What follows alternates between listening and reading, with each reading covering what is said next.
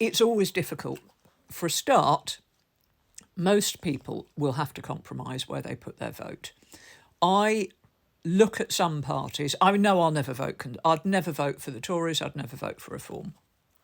I won't vote for Lib Dem because their policies don't align closely enough with my beliefs.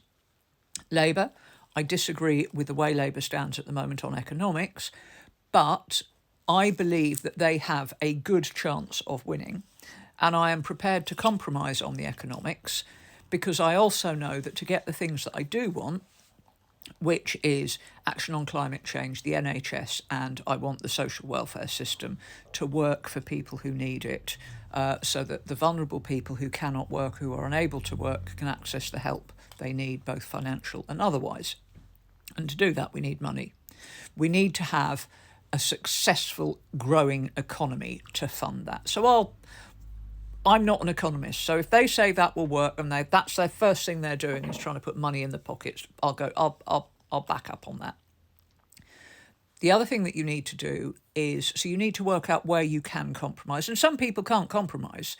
There's one issue that matters enormously to them and they cannot compromise on that. And fine, that's the way it is.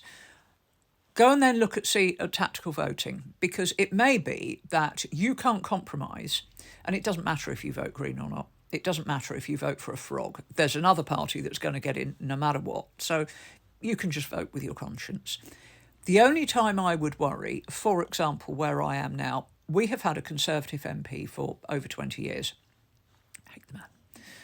I do not know, and it is not known yet, whether I could vote either Labour or Lib Dem. They don't know which one stands the best chance. I mean, at the moment, last time I looked, there was nobody who stood a chance. So I'm going to watch that very closely coming into the 6 weeks, because they will be looking at and polling. And if it looks like the Lib Dems stand a good chance of unseating Labour, the Conservatives, in my constituency, you know what?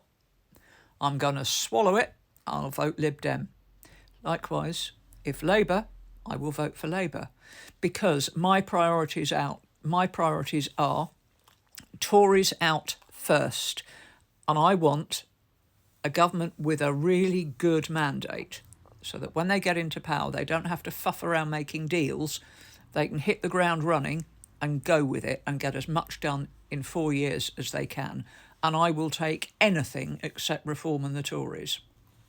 Does that make me a bit wishy-washy? Yeah, sure, it does. I don't have that. However, I like to think I'm being pragmatic.